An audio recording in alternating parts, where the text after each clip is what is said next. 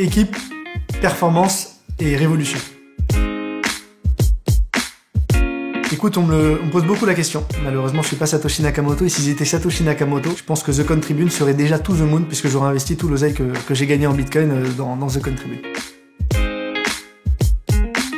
Non, malheureusement, encore pas milliardaire en crypto, mais pourquoi pas. En fait, ce qui est intéressant, c'est qu'on a tous ce rêve, on a tous cette ambition de toucher des gains. Ce qui est rigolo, c'est qu'il y a cette technologie qui nous attire et on se dit, on est là, on est au début, il y a un truc énorme qui va arriver, à un moment donné, ça vaudra de l'oseille. Mais aujourd'hui, ça vaut rien. Et donc, on fait du gambling, on investit sur quelque chose qui vaut pas grand chose. C'est ça qui est rigolo. Donc, il y a cette dualité entre les gains rapides, les gains faciles et ce qui va se passer dans le futur. On est toujours dans l'attente du premier million en crypto.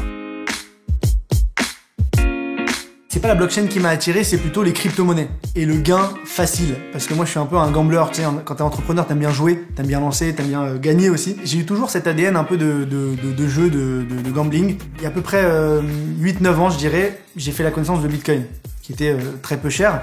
Et je voyais le truc exploser sous mes yeux. Et du coup, je me dis, c'est quoi cette arnaque? Je mets pas 1 euro dedans, c'est trop compliqué, là, c'est trop pour moi. Tu vois, c'était trop pour moi, c'était trop de risques. Mais finalement, quelques années après, j'entends parler d'Ethereum. Et je vois que le cours du Bitcoin a explosé entre temps, que c'est un peu plus solide qu'avant. Je vois que derrière, il y a une vraie technologie qui est la blockchain, qu'Ethereum permet de créer des applications dans la blockchain. Et je commence à m'intéresser à ce qu'il y a derrière. Donc, il n'y a plus le gambling qui vient, mais du coup, il y a la révolution. Et je me dis que je suis un peu là, j'ai l'impression d'être comme dans les pionniers d'internet qui ont lancé les premières boîtes sur le web dans les années 2000 voire même avant, et d'être un peu dans cette période et de me dire qu'il y a vraiment un coup à jouer et qu'il y a un marché intéressant à aller chercher. Donc j'ai commencé à regarder un peu ce qui existait. Ethereum, ça grossissait, j'ai investi dedans, j'ai investi aussi dans d'autres projets, notamment Antshare à l'époque qui est devenu Neo, qui coûtait rien et qui a grossi au niveau valeur. Ensuite je me suis intéressé et aux gains faciles. Donc les années 2016-2017 c'était extraordinaire, et également au projet qu'il y avait derrière et à tout l'univers de la blockchain. Et c'est comme ça un peu que j'ai atterri sur le marché. C'est comme je te dis au départ parce que je voyais le marché exploser, et après en étant intéressé par toute cette technologie qu'il y a derrière, et j'étais vraiment fasciné surtout par le côté de décentralisation. The Coin Tribune, si tu veux, dans 5 ans, pour reparler de The Coin Tribune, parce qu'on en a pas parlé au début. Comme je t'ai dit, je suis arrivé dans le marché de la blockchain. Je voyais que ce marché n'était pas assez professionnalisé en France. Il n'y avait pas beaucoup d'acteurs, beaucoup de médias qui étaient qualitatifs. Et surtout qu'il y avait beaucoup de trafic. C'était des petits trafics, alors je me disais que le marché était en explosion. Et moi, avec mes compétences marketing, SEO, acquisition de trafic, je me suis dit, bon, il y a un truc à faire. Donc on va monter un média qui va être full optimisé pour le référencement. Et en fait, on va faire une machine à SEO. On va essayer de le faire grossir. Et du coup, le truc nous a dépassé en fait. Au début, 100 000 visiteurs dès les 2 premiers mois, 400 000 visiteurs, 500 000, 1 million, 1,5 million. Donc c'était monstrueux. Et du coup, le projet nous a tellement dépassé, on s'est dit, faut qu'on arrête de faire que du SEO, il faut qu'on produise du contenu de qualité et qu'on fasse de ce média quelque chose de grand et de fort. C'est là que j'ai fait la connaissance d'autres associés, et on a vraiment eu l'ambition de construire un média beaucoup plus qualitatif, avec la production de vrais contenus, des contenus vidéo, des contenus éditoriaux beaucoup plus qualitatifs. Et donc je vois que ce projet se développe excessivement bien, que ce soit en termes de trafic, mais en termes aussi de structuration de projet. Où je le vois dans quelques mois, il y aura une V2 qui va sortir. Une V2 du site qui va être beaucoup plus belle, beaucoup plus épurée, beaucoup plus travaillée, avec une vraie identité qu'on n'a pas pu développer au démarrage. Il va y avoir aussi le lancement de plusieurs pays. Là, il y a les UK, l'Espagne, mais il va y avoir aussi la Russie. Ce sont des marchés quand même monstrueux. L'Espagne, il faut savoir que c'est toute l'Amérique du Sud, qui est un énorme marché pour la crypto, étant donné qu'il y a beaucoup de monnaies de pays qui ont des galères avec leur politique monétaire, notamment je pense au Venezuela, donc ils s'intéressent beaucoup à la blockchain et aux cryptos. Donc ça va être une grosse opportunité pour nous pour développer le trafic et pour aider les annonceurs qui nous font confiance en leur disant il y a une portée qui va être beaucoup plus grande. Vous parlez au marché français aujourd'hui, au marché francophone, Canada, France, Maghreb, demain Afrique, demain vous allez parler presque au monde entier. Donc c'est quelque chose d'énorme, et du coup je vois The Coin Tribune comme un acteur majeur de la blockchain. Je le vois demain aux côtés de Cointelegraph, voire même devancer ces acteurs-là, parce que je trouve que Cointelegraph, Coindesk sont des gros médias, mais ils n'ont pas évolué depuis 4-5 ans. C'était des gros médias, ce sont restés des gros médias. Il y a eu des choses qui ont été faites, mais depuis ça stagne. Nous, on a l'ambition de lancer des marchés.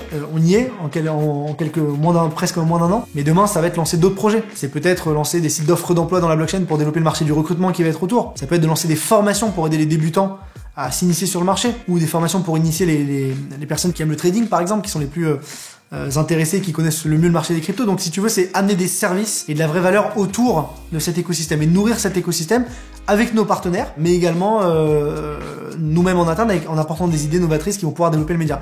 Donc je vois comme un acteur majeur de la blockchain dans le monde, pas uniquement comme un média.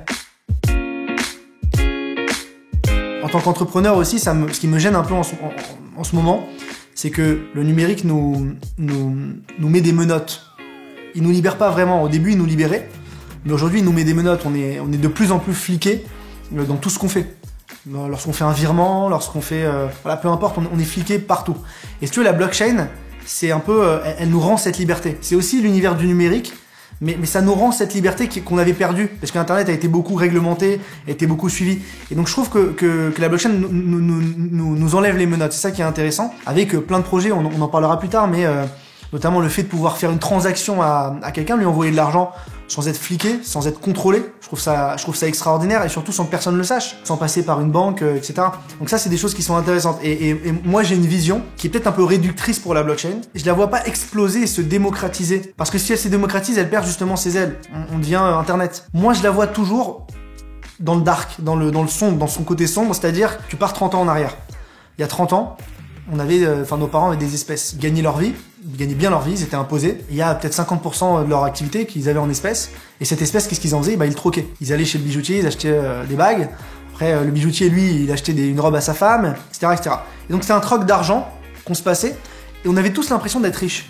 D'avoir des sous, ça marchait bien, l'activité fonctionnait, t'ouvrais un magasin, ça marchait à peu près. Parce que t'étais pas imposé sur tout, parce qu'il y a une partie qui échappait à l'impôt, parce que tu pouvais jouir aussi, t'étais plus libre. Et aujourd'hui, pourtant, il n'y a jamais eu autant d'argent dans l'économie, mais on a l'impression d'en avoir moins. On a l'impression d'en palper moins.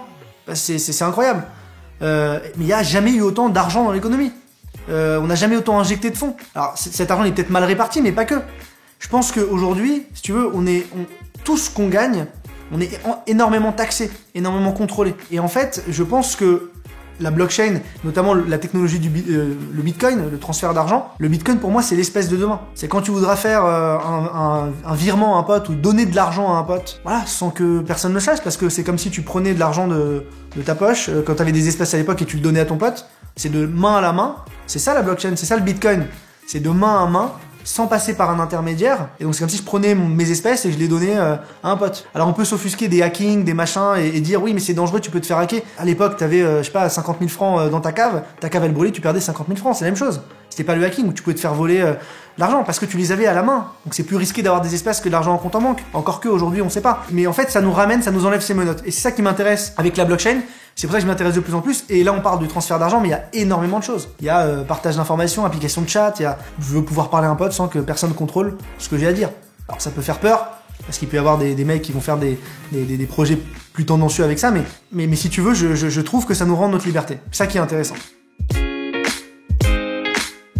Libra, si tu veux, c'est un projet qui pour moi est énorme, et je pense que les gouvernements ont bien fait de bloquer Libra. Pourquoi ils ont bien fait? Parce que Libra, Facebook, c'était quoi?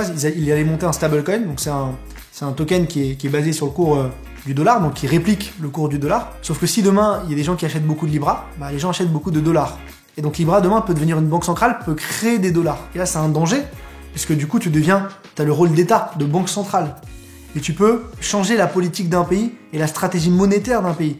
Ce qui est énorme, on s'en rend pas compte. Tu peux imprimer des billets. Je pense que les États ont bien fait parce qu'ils auraient perdu un peu leur rôle de gestion ici. Mais on voit qu'on est à quelques fils. On le palpe déjà. Il va se passer des choses. Et Libra n'a pas réussi parce qu'il est centralisé. Parce que c'est Facebook derrière. Et parce que si demain on veut faire chier, on va appeler Mark Zuckerberg, on le met en tôle et c'est fini. Et le projet Libra il est mort. Donc il y a des projets qui seront décentralisés avec des teams anonymes. Il y aura des révolutions. Il y aura des prochains... il y aura peut-être des TikTok Coin. Il y aura peut-être d'autres projets qui se lanceront. Alors je pense pas à TikTok Coin, mais je pense plutôt à des projets complètement décentralisés, complètement avec des teams anonymes qui développeront des choses qu'on pourra pas maîtriser, qu'on pourra pas contrôler, et qui peut-être révolutionneront l'économie et le monde de demain. TikTok Coin, je crois pas, parce que alors j'adore TikTok. Pour la petite anecdote, j'ai un compte TikTok, je communique dessus régulièrement, mais TikTok pour la même raison que Facebook, parce que c'est centralisé, et que demain tu veux faire chez TikTok, tu t'arrêtes le patron et le mets en tôle et c'est bloqué. Donc en fait, si tu veux, quand t'es centralisé, ça reste limité. Tu peux pas te permettre de faire beaucoup de choses. Je sens que la blockchain et des acteurs de la blockchain vont révolutionner notre futur. Tu prends l'exemple de Brave qui est un navigateur dans la blockchain. Aujourd'hui, tu veux naviguer sereinement, sans qu'on te contrôle sur les sites que tu visites. Tu veux conserver ta data pour pas que les annonceurs la récupèrent et l'utilisent à mauvais escient. Ou alors, si tu donnes ta data, tu veux être rémunéré parce que tu es un acteur de la chaîne et tu veux pouvoir être rémunéré à ta juste valeur parce que tu vois des publicités. Donc, c'est Brave. Et Brave, aujourd'hui, ça concurrence qui? Ça concurrence une des plus grosses boîtes au monde, qui est Google, avec son navigateur Google Chrome, qui est essentiel à la base de Google. Parce que c'est Google Chrome qui capte toute la data. C'est pas Google le moteur de recherche, c'est Google Chrome. Google Chrome est dans tous les navigateurs. Il voit ce que tu fais sur Facebook, il voit ce que tu fais sur chaque réseau social, il capte toute la donnée et il la réutilise après dans ses formats publicitaires. Donc aujourd'hui, Chrome, c'est l'outil central de Google. C'est l'outil qui capte la donnée. C'est l'outil aussi qui permet de travailler avec plein d'applications, etc. Donc il y a un écosystème qui est énorme et Brave, je pense que ça peut être un game changer. Je pense qu'il peut révolutionner le marché et prendre des parts de plus en plus importantes à Google. Tu parles d'Adex aussi, alors c'est mon métier, la communication digitale, mais Adex, alors je sais pas si Adex révolutionnera le marché, mais en tout cas son projet pourrait révolutionner le marché. Adex, c'est un ad exchange, c'est une plateforme où tu vas acheter, lorsque tu es annonceur, des projets publicitaires, donc des emplacements publicitaires. C'est une bourse d'emplacements publicitaires, donc toi tu es annonceur, tu veux diffuser sur le Figaro, tu vas enchérir sur ces emplacements, tu vas enchérir sur de la donnée. Et ben Adex, c'est ce qui va te permettre de l'acheter dans la blockchain, d'acheter cette data dans la blockchain de façon plus propre parce que tu vas rémunérer tous les utilisateurs de la chaîne. Donc ça aussi, ça peut révolutionner le marché parce que il y a aussi une notion d'achat un peu plus éthique. L'annonceur qui va acheter, il achète éthique, il sait que tous les acteurs de la chaîne vont être rémunérés à leur juste valeur. Il sait aussi combien ils payent réellement. Il y a plein de médias qui ont je sais pas, un prix d'emplacement publicitaire à 15 balles et il y a une régie qui vient derrière et qui le vend 80 €. Bon bah là, t'as tous les acteurs de la chaîne, on sait exactement qui gagne quoi parce que la transaction est tracée. Donc il n'y a plus de marge énorme. En fait, tout est visible. C'est ça qui est intéressant dans la blockchain. Il y a de la décentralisation. On enlève les acteurs qui servent à rien et on va à l'essentiel. Et surtout, il y a de la transparence dans les échanges. Donc c'est intéressant. Ça peut être aussi un danger. C'est pour ça que je te dis que je pense pas que tout le monde utilisera la blockchain à terme. Moi, je le vois encore comme un truc à côté, qui va être énorme et qui sera à côté, qui sera utilisé par une partie des gens. Comme demain, il y a des gens qui veulent pas être tracés, qui veulent pas être contrôlés, ils utiliseront Brave. Je pense que ce sera au-dessus de ce qu'on a aujourd'hui comme des navigateurs comme DuckDuckGo, des petits trucs assez basique, ce sera quand même énorme, mais je sais pas si les gens sont prêts pour la décentralisation complète. Je pense que les gens ont besoin d'un monde centralisé. Ils ont besoin d'être contrôlés. Peut-être que la génération prochaine, elle aura beaucoup moins de crainte, et peut-être que je me trompe. En tout cas, aujourd'hui, les gens que je vois autour de moi, ils ont besoin d'avoir une banque, ils ont besoin de parler à un banquier, ils ont besoin de le voir, ils ont besoin de faire un crédit à la banque, ils font pas confiance totalement au numérique, ils ont besoin de palper. Donc je pense que la décentralisation, c'est bien, ça se développera de plus en plus, mais on n'y est pas encore aujourd'hui. Très dur. Alors c'est très dur, mais je vais dire Bitcoin. Bitcoin parce que, comme je t'ai dit, c'est l'espèce de demain pour moi. Je vais te passer 100 francs, je fais la parabole exprès, demain je te passerai 100 francs en Bitcoin, de main à main, sans que personne le sache. Donc Bitcoin. C'est dur. La crypto, je te serais même pas avec un bâton, très dur. Aujourd'hui, tous les projets de farming, les petits projets de farming, normalement je devrais pas y mettre 1 €, mais tu connais mon attirance pour le gambling, donc je peux pas m'en empêcher. Mais normalement, il faudrait que je dise à mon esprit, arrête de toucher à ça, parce que le farming c'est bien, c'est dans l'air du temps, on est dans la DeFi, mais à un moment donné, les gens gagnent des tokens gratuitement, ils doivent les vendre.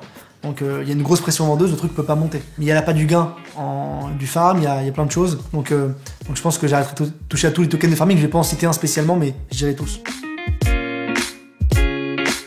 Le Covid, pour moi, ça a été une super force. Parce que dans mon entreprise, on organise des tournages, on crée des vidéos pour des marques.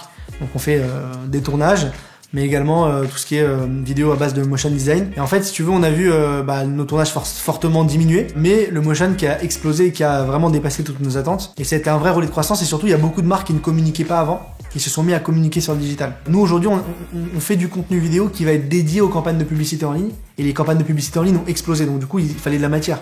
Et cette matière, ils sont venus la chercher chez mon agence, chez d'autres. Donc du coup, ça a été une super opportunité pour mon business. Donc vraiment hyper content de... Enfin non, pas hyper content, on peut pas dire hyper content, mais en tout cas hyper content de la croissance de mon business.